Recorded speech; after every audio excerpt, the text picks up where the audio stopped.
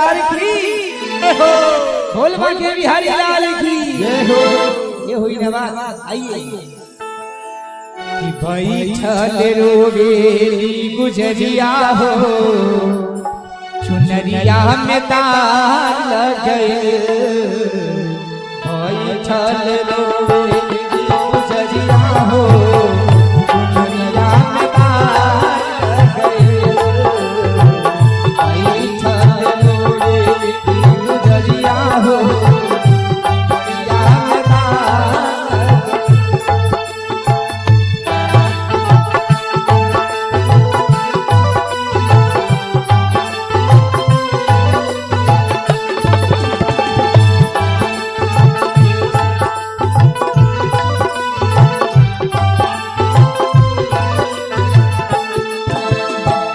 कैसे जाई पिया के नगरिया हो कैसे जाई पिया के नगरिया हो चुनरिया में तार गए आई छल रोवेली गुजरिया हो चुनरिया में तार गए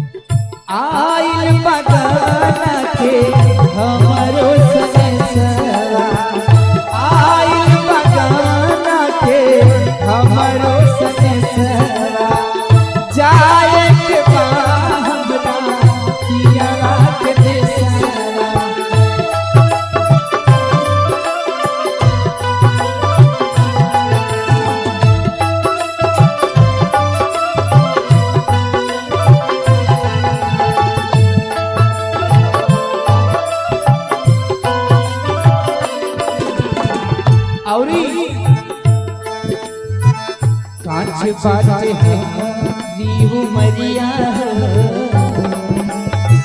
कांच बाटे हमारी उमरिया हो चुनरिया में तार गए भाई छल रोवेली गुजरिया हो चुनरिया में तार गए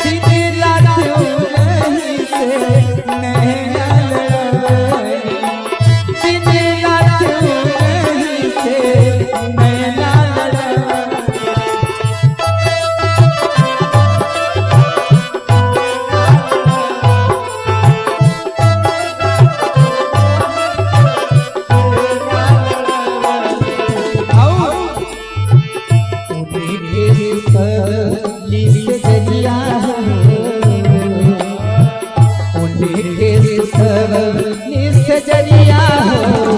चुनरिया में तार गए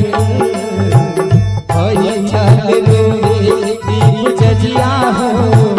चुनरिया में तार गए छल रोवेली गुजरिया हो चुनरिया में तार गए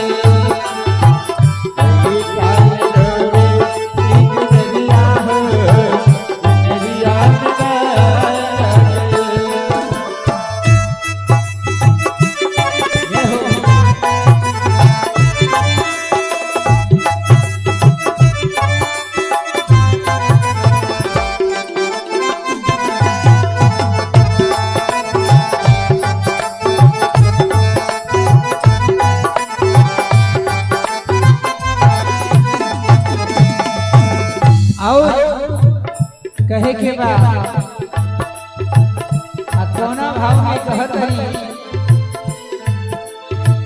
चारी बात सज न के भूल गई,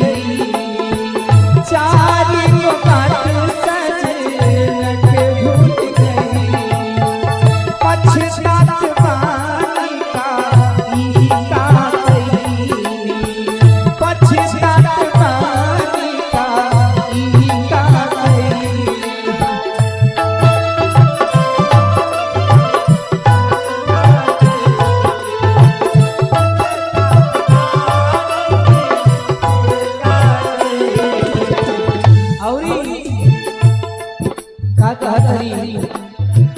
झूली आई हमरो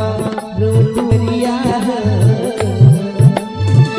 झूली आई हमरो दुरिया, चुनरिया मता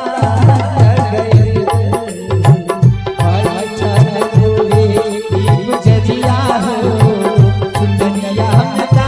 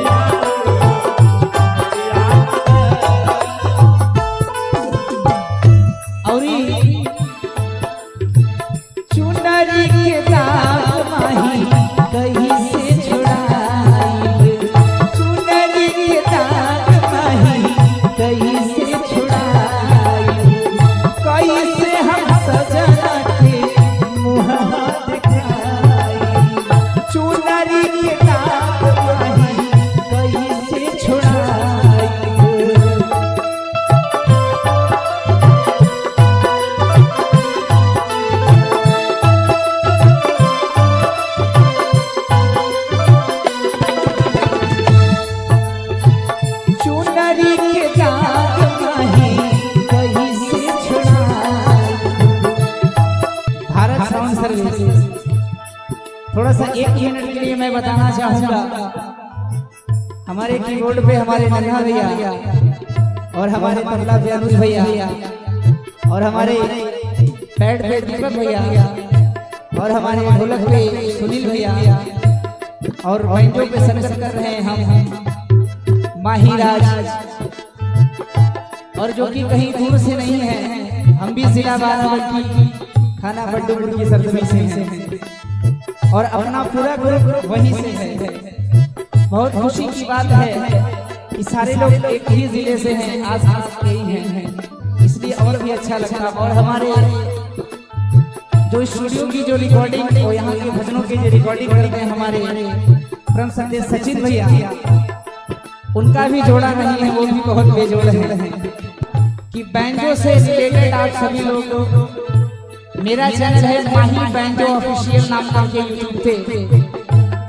बैंजो से रिलेटेड म्यूजिक के लिए आप सभी लोगों को पसंद आए तो जरूर हमारे भी चैनल से जुड़िए माही बैंजो ऑफिशियल करके। और आइए अंतिम पंक्ति कहते हैं, चुनरी के दाग माही कहीं से छुड़ाई, चुनरी के दाग माही कहीं से छुड़ाई, कैसे हम सजना के मुहावा दिखाई, कैसे हम सजना के मुहावा दिखाई। बरसे अखिया से बदरिया,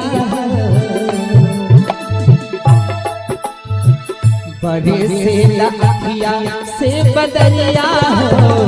चुनरिया में तार गए,